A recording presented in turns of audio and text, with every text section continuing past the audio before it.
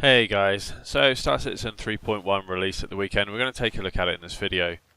For anyone who hasn't seen it, I did a video on 3.0. It wasn't overly complimentary, but you can see the link above if you're interested. Thinking about that and how I was going to approach this video gave me the idea of a Keeping It Real reviews series. The idea basically being to not get caught up in the hype, to try and take as realistic a view as possible when looking at new releases. With that in mind, all the footage in this video is captured on my laptop, which has a 960M graphics card, an i5 at 2.3 GHz and is running on a hard drive. I think the hard drive is the main bottleneck to my performance, so the fact that my computer was having to record this to hard drive at the same time means the performance in the video is worse than usual, so this footage is showcasing real average Joe performance.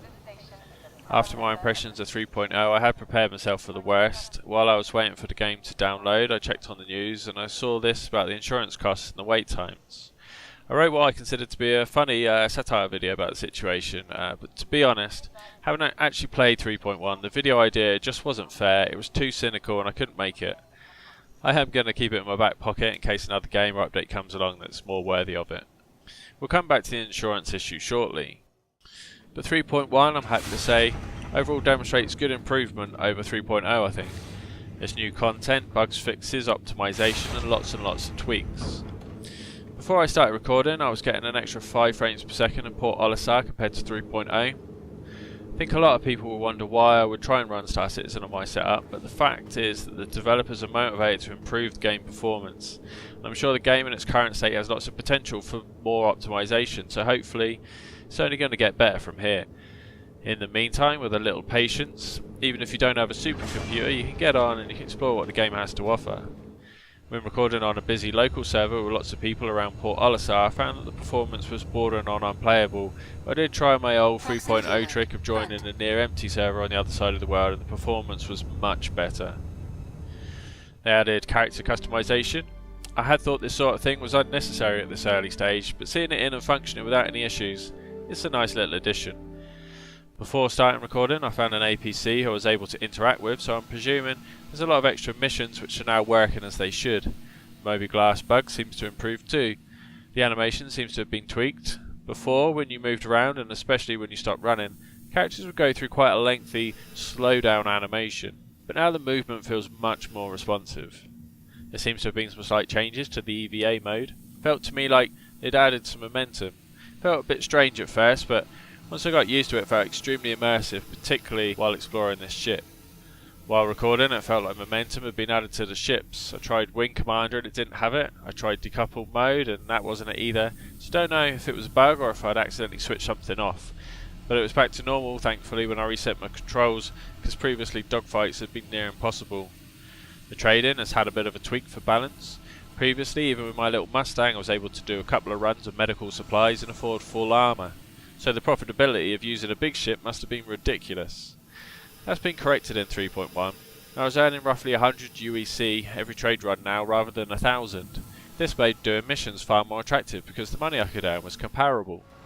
On the negative side, the game is still crashing a lot.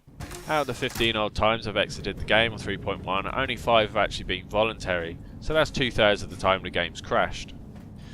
On its own, that wouldn't be a big problem in an early version of an alpha game, but for some reason CIG decided to implement the insurance system with full cost and wait times associated with getting your ship back if it's been destroyed, lost, or if you've exited the game without leaving it somewhere you can spawn, and this happens a lot when your game crashes. In this clip you can see that I had to either wait 35 minutes or pay 280 UEC. Started with 5,000, so all the missions and trading I've been doing had only earned me 310, so you can see I was barely running at a profit. For bigger ships the wait times and costs are astronomical. The cynical might suggest this is a very profitable venture for CIG, encouraging people to buy in-game currency to get their ships back faster or even buy extra ships. From my perspective, I think it's very hard to know whether CIG is motivated by the desire to earn more money or the desire to implement full systems and balance the game as quickly as possible.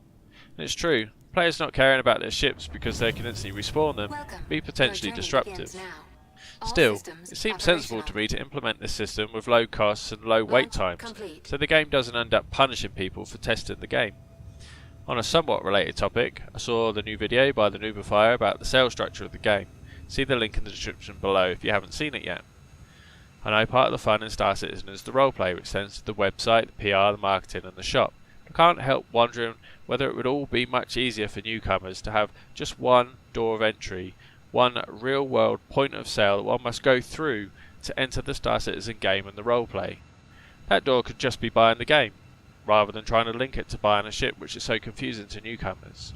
To be honest, it worried me at first when I first saw the website. I thought I was being scammed. Rather, if you just bought the game like you buy any other game, and when you first started it up, it gave you the choice of having either the Mustang or the Aurora, much the same way you choose your character appearance. Then you can still have all the ships and stuff for sale on the website with the roleplay presentation for the people who already own the game. This is another situation where I find it impossible to know whether CIG is motivated by money to make and sell ships and vehicles and encourage people to buy them, or whether the community is demanding them and CIG is just making and selling them in response. Obviously the guys at CIG have a special talent for designing awesome looking vehicles, but the way I look at these things is they're all designed with a purpose in mind. In this clip we see a vehicle being used to explore a planet, and the guy at it seems to be up to something on his computer. The guy looks like he's there for a purpose, and the vehicle is making it easier for him to complete that purpose. It's easy for us to imagine this future purpose within Star Citizen, but I think it's important to remember that in this case, right now, that purpose doesn't exist. The only thing you can do is drive around a bit. If you have lots of money and it's worth it to you to just drive around for fun, then knock yourself out. But for the average Joe short of money like myself, spending money on an imagined future need just doesn't seem to make much sense to me. Not only that, but a lot could happen between now and the time when you actually need that vehicle to complete that purpose. The developers might implement these tasks in a way that's different to how we imagine they will be, which might mean we end up not wanting to do those types of things, or maybe a new and better vehicle may come out in the meantime. What I'm trying to say is, personally, I'm not intending on buying any new vehicles until the game universe is challenging me with a situation which creates a need for a certain type of vehicle in the first place. I think 3.1 has been a good step in the right direction in terms of improved performance and bug fixing in the current content in the universe. What I would really like to see is more development on the universe to give players a more complete experience, and I know things like new professions and player-made missions are planned for near future updates, so we've got plenty to look forward to. In the meantime, enjoy 3.1 and I'll see you next time.